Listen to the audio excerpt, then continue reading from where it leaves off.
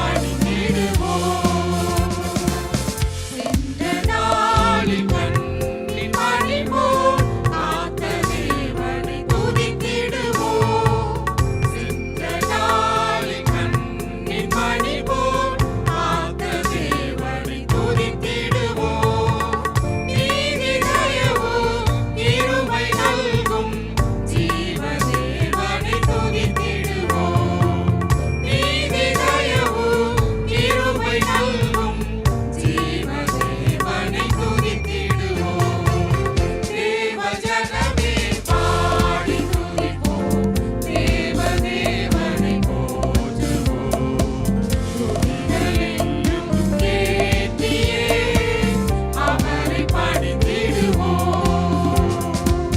வானம் பூமி ஆளும் தேவன் வாக்கை என்றும் காத்திடுவார். வானம் பூமி ஆளும் தேவன் வாக்கை என்றும் காத்திடுவார். அவரின் உண்மை என்றும் நிலைக்கும். மகிமை தேவனை துதித்திடுவோம். அவரின் உண்மை என்றும்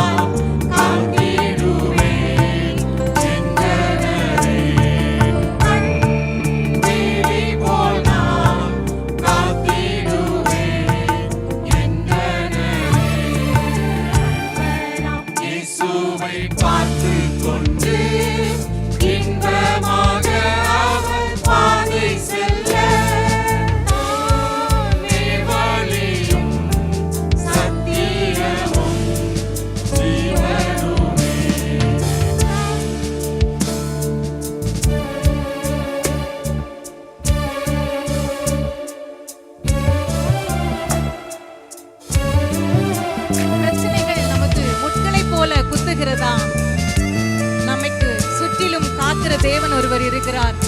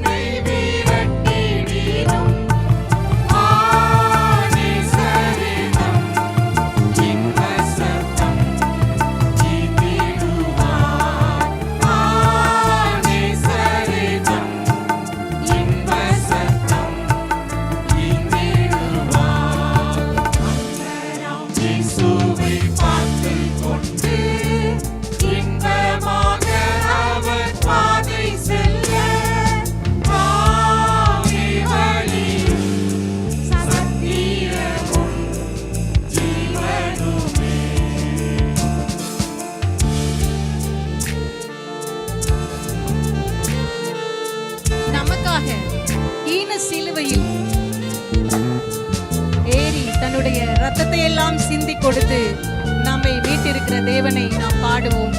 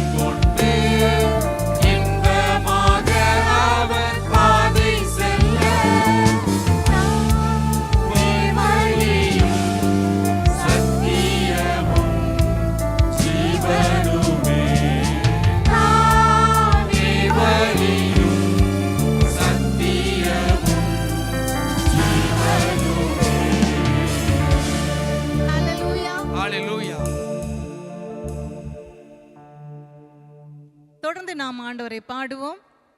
பாடல் எண் 14.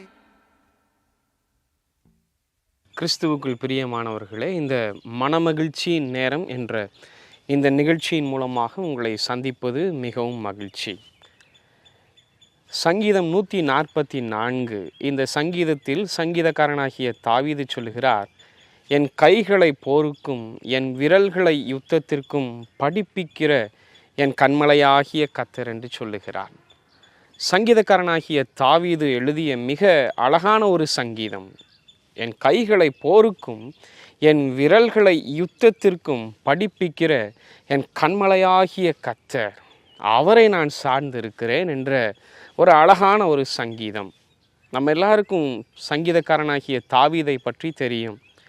ஆடுகளின் பின்னாலே சென்ற தாவீதை என் ஆண்டவராகிய கர்த்தர் பிரித்தெடுத்து இஸ்ரவேல் ஜனத்தின் ராஜாவாக, இஸ்ரவேல் தேசத்தின் ராஜாவாக மாற்றுகிறார். ஒரு பெரிய ஒரு ஸ்லாக்கியம், ஒரு பெரிய ஒரு பாக்கியம், பார்ப்பதற்கு மிக அழகான ஒரு காரியம். சங்கீதக்காரனாகிய தாவீது ஆண்டவருடைய பார்வைக்கு மிகவும் பிரியமான ஒரு மனிதனாய் இருந்தபடியினால் ஆண்டவராகிய கர்த்தர் தாவீதை தெரிந்தெடுத்து இஸ்ரவேல் தேசத்தின் ராஜாவாக மாற்றுகிறார். இப்பொழுது அரியணையில் ஏறி அமர்ந்திருக்கிறார் சங்கீதக்காரனாகிய தாவீது. தாவீதுக்கு 4 மிக முக்கியமான கேள்விகள் நிச்சயமாக இருந்திருக்கும். இந்த சங்கீதமும் கூட அந்த 4 கேள்விகளுக்குரிய பதிலைத்தான் தருகிறது. என்னென்ன கேள்விகள் இருந்திருக்கும் பாருங்கள். சங்கீதக்காரனாகிய தாவீது மிக சிறிய ஒரு மனிதர். தாவீது ராஜா மிக சிறிய ஒரு மனிதர்.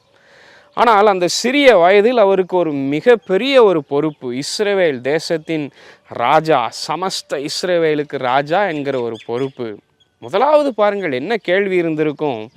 இஸ்ரவேல் தேசத்திற்கு அதிகமான எதிரிகள் உண்டு. எல்லா பக்கத்திலும் அநேக எதிரிகள். எந்த பக்கம் திரும்பினாலும் இஸ்ரவேல் தேசத்திற்கு விரோதமாக எதிரிகள் இருந்தார்கள். எனவே ஒவ்வொரு நாளும் நிச்சயமாக யுத்தங்கள் உண்டு. ஒவ்வொரு நாளும் யுத்தத்தின் செய்திகள் உண்டு. ஆனால் இந்த தாவீது ஒரு சிறிய ஒரு மனிதர், சரியாக யுத்தத்தில் பழக்கப்படாத ஒரு மனிதர். தாவீதுக்கு ஒரு நிச்சயமான கேள்வி இருந்திருக்கும். எப்படி நான் யுத்தங்களை செய்ய போகிறேன்? எப்படி தேசங்களுக்கு விரோதமாக யுத்தங்களை செய்ய போகிறேன்? எப்படி என்னுடைய ஜனத்தை நான் பாதுகாத்து கொள்ளப் போகிறேன்? எப்படி என்னுடைய தேசத்தை பாதுகாத்து கொள்ளப் போகிறேன்? இது முதலாவது கேள்வி. தாவீதிற்கு இருந்த முதலாவது கேள்வி. யுத்தம் எப்படி நான் செய்ய போகிறேன்? பாருங்கள், இன்னொரு கேள்வியும் தாவீதுக்கு இருந்திருக்கும். 2வது கேள்வி. யுத்தங்கள் செய்வது சரி, எதிரிகளுக்கு விரோதமாக யுத்தங்களை செய்வது சரி, எல்லாம் இருக்கட்டும். இப்போ சொந்த தேசம் இஸ்ரவேல் தேசம் ஒரு பெரிய ஒரு தேசம், லட்சக்கணக்கான மக்கள் இருக்கிற ஒரு தேசம். ஆனால் தாவீது ஒரு சாதாரண ஒரு ராஜா, ஒரு சிறிய ஒரு ராஜா. இந்த ஜனங்கள் லட்சமான ஜனங்களை எப்படி கையாளுவது, எப்படி தன்னுடைய கட்டுக்குள் வைத்து கொள்வது, ஒரு பெரிய ஒரு கேள்வி. எந்த ஒரு அரசனுக்கும் ஒரு முக்கியமான ஒரு கேள்வி. தேசத்தின் ஜனங்களை எப்படி ஆளுகை செய்வது, எப்படி அவர்களை ஆண்டு அவர்களை சரியான வழியில் நடத்துவது. 2வது ஒரு கேள்வி இருந்திருக்கும். என்னுடைய பேச்சுக்கு அல்லது என்னுடைய வார்த்தைக்கு ஜனங்களெல்லாம் கீழ்ப்படிவார்களா, அல்லது ஜனங்களுக்கு ஏற்ற வார்த்தை என்னுடைய வாயிலிருந்து வருமா? சரியான ஆலோசனைகளை நான் சொல்ல முடியுமா? என் ஜனங்களையெல்லாம் நான் கீழ்ப்படுத்த முடியுமா? ஒரு தேசத்தின் ராஜாவாக இருக்கும் பொழுது முக்கியமான ஒரு காரியம், ஜனங்களையெல்லாம் கீழ்ப்படுத்தணும். இது 2வது கேள்வி. 2வது சவால் நிச்சயமாக இருந்திருக்கும்.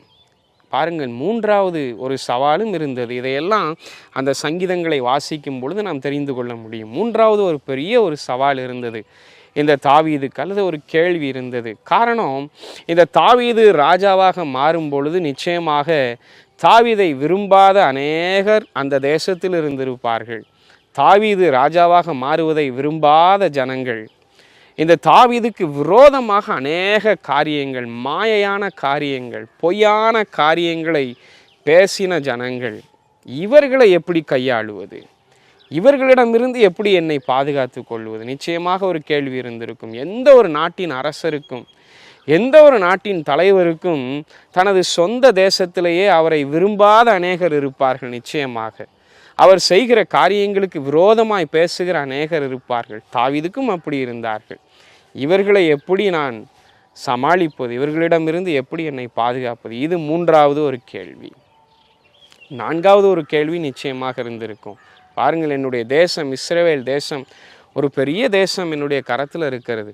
ஒரு பெரிய தேசத்தை ஆண்டவர் என்னுடைய கரத்தில் கொடுத்திருக்கிறார். இந்த தேசத்தின் எதிர்காலம் என்னுடைய கரத்தில் இருக்கிறது. இந்த தேசத்தின் ஆசீர்வாதம் என்னுடைய கரத்தில் இருக்கிறது. இந்த தேசத்தை எப்படி நான் செழிப்படைய செய்ய போகிறேன்? இந்த தேசத்தின் உயர்வை நான் எப்படி நான் கொண்டு வரப்போகிறேன்? அந்த உயர்வு என்னிடத்தில் அல்லவா இருக்கிறது. ஐயோ, இந்த தேசத்தை எப்படி நான் எதிர்காலத்தில் ஒரு பெரிய தேசமாய் மாற்றுவது, எப்படி ஆசீர்வதிக்கப்பட்ட ஒரு தேசமாய் மாற்றுவது? ஒவ்வொரு தலைவருடைய இருதயத்திலும் இது நிச்சயமாக ஓடும். என்னுடைய தேசத்தை எப்படி நான் வளப்படுத்துவது, எப்படி நான் ஒரு பெரிய தேசமாக மாற்றுவது? தாவீதினுடைய இருதயத்தில் இந்த 4 கேள்விகளும் நிச்சயமாக இருந்திருக்கும். இந்த சங்கீதம் 144 இந்த 4 கேள்விகளுக்கும் ஒரே ஒரு பதில்தான் தாவீது அரசர் சொல்லுகிறார், எல்லாம் என் ஆண்டவர் பார்த்து கொள்வார். யுத்தம் எனக்கு தெரியவில்லை, உண்மைதான். ஆனாலும் என் ஆண்டவராகிய கர்த்தர் என் கைகளை போருக்கும் என் விரல்களை யுத்தத்திற்கும் படிப்பிக்கிற கண்மலை ஆகிய கர்த்தர். அவர்தான் என்னை படிப்பிக்கிறார். என் தேசத்தின் ஜனங்கள் திரளாக இருக்கிறார்கள், உண்மைதான். ஆனால் என் ஜனங்களையெல்லாம் கீழ்ப்படுத்துகிறவர் என் கண்மலையாகிய கர்த்தர். அவர்தான் ஜனங்களையெல்லாம் கீழ்ப்படுத்துகிறார். எனக்கு விரோதமாக பேசுகிற அநேக மக்கள் உண்டு, மாயையை பேசுகிற மக்கள் உண்டு, எனக்கு விரோதமான வார்த்தைகளை பேசுகிற மக்கள் உண்டு. ஆனாலும் என் கண்மலையாகிய கர்த்தர் என்னோடு கூட இருக்கிறார். அவரே என்னை அவர்களின் கைக்கு பாதுகாப்பார். தேசத்தை ஆசீர்வதிக்க செய்வது என்னுடைய பொறுப்பு தான். ஒரு கடினமான ஒரு பொறுப்பு தான். தேசத்தின் வளர்ச்சி என்னுடைய கரத்தில் தான் இருக்கிறது. ஆனாலும் என் ஆண்டவராகிய கர்த்தரை நான் எப்பொழுதும் துதிப்பேன், அவரை எப்பொழுதும் நான் பாடுவேன். என் கண்மலையாகிய கர்த்தர் என் தேசத்தை ஆசீர்வதிப்பார். பாருங்கள், இன்றைக்கும் உங்களுக்கு அநேக கேள்விகள் இருக்கலாம். என்னுடைய குடும்பத்தை எப்படி நான் நடத்துவது, என்னுடைய தொழிலை நான் எப்படி நடத்துவது, எனக்குரிய காரியங்களையெல்லாம் எப்படி நான் செய்வது, ஒவ்வொரு நாளும் சவால்களை சந்திக்கிறேனே, என் தனிப்பட்ட வாழ்க்கையில் சவால்களை சந்திக்கிறேன், யுத்தங்களை சந்திக்கிறேன். எப்படி நான் யுத்தம் செய்ய போகிறேன், எப்படி என்னை பாதுகாத்து கொள்ள போகிறேன், எனக்கு விரோதமாக இருக்கிற கூட்டம் அநேகமாக இருக்கிறதே, என்னுடைய சார்பில் பேசாத மக்கள் அநேகர் இருக்கிறார்களே, எப்படி நான் இந்த தேசத்தில் வாழப் போகிறேன், எப்படி நான் ஆசீர்வதிக்கப்பட போகிறேன், இப்படி அநேக கேள்விகள் இருக்கலாம் உங்களுக்கும். ஆண்டவராகிய கர்த்தர் மாத்திரமே உங்களுடைய பதிலாக இருக்கிறார். ஆண்டவராகிய கர்த்தர் மாத்திரமே உங்களை ஆசீர்வதிக்கிறவர். ஏனெனில் அவர்தான் உங்களுடைய கண்மலையாகிய கர்த்தர். அவர்தான் உங்களை யுத்தத்திற்கு பழக்கப்படுத்த போகிறார். நீங்கள் சந்திக்கிற பிரச்சனைகளை தாண்டி செல்வதற்கு அவர்தான் பலன் தரப்போகிறார். உங்களுக்கு விரோதமாய் அநேகர் பேசினாலும் உங்கள் சார்பில் பேசுகிறவர் ஆண்டவராகிய கர்த்தர் ஒருவர் மாத்திரமே. உங்களுடைய குடும்பத்தின் ஆசீர்வாதத்தை குறித்து சிந்திக்கிறீர்களா? என்னுடைய குடும்பம் எப்படி ஆசீர்வதிக்கப்பட போகிறது? நான் கடினமாய் பணி செய்கிறேன், ஆனாலும் வருமானம் இல்லையே. நீங்கள் யோசிக்கிறீர்களா? உங்களை ஆசீர்வதிக்கிறவர் கண்மலையாகிய கர்த்தர். என் கைகளை போருக்கும் என் விரல்களை யுத்தத்திற்கும் படிப்பிக்கிற என் கண்மலையாகிய கர்த்தர். அவர்தான் என்னை ஆசீர்வதிக்கிறவர், அவர்தான் என்னை பாதுகாக்கிறவர். கண்களை மூடி செபிக்கலாம். பரிசுத்தமுள்ள எங்கள் அன்பின் பிதாவே, எங்கள் கைகளை போருக்கும் எங்கள் விரல்களை யுத்தத்திற்கும் படிப்பிக்கிறவரே, நாங்கள் அநேக யுத்தங்களை சந்திக்கிறோம், அநேக பிரச்சனைகளை சந்திக்கிறோம், அநேகர் எங்களுக்கு விரோதமாக இருக்கிறார்கள். ஆனாலும் எங்கள் சார்பில் நீர் இருக்கிறீர். எங்கள் கைகளை யுத்தத்திற்கும் எங்கள் விரல்களை போருக்கும் படிப்பிக்கிறவர் நீர் இருக்கிறீர் தகப்பனே. உங்களே நாங்கள் சார்ந்திருக்கிறோம். ஆண்டவரே, எங்களை ஆசீர்வதியும், எங்கள் ஒவ்வொரு காரியங்களையும் ஆசீர்வதியும். இயேசுவின் மூலமாய் செபிக்கிறேன் நல்ல பிதாவே. ஆமேன், ஆமேன்.